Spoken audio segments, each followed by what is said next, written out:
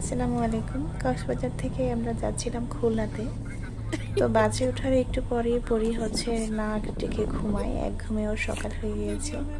সকালবেলা উঠেই সে ভিডিও করা শুরু করে দিয়েছে। ঘুমিয়ে ঘুমিয়ে চোখ একদম ফুলিয়ে ফেলছে সে।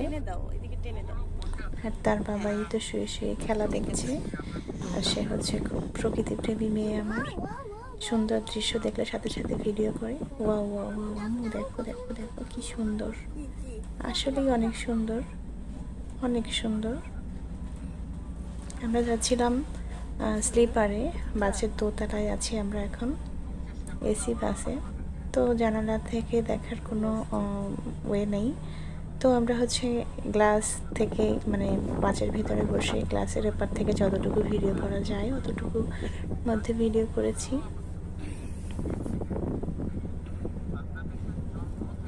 তো আমাদের ক্যামেরাম্যান বারবার পড়ে যাচ্ছে উল্টি পাল্টি খেয়ে বাসের ভেতরে, আর তার বাবাই খেলা দেখতেছে। আর আমার আর কাজ নাই, আমি দুজনকেই ভিডিও করতেছি।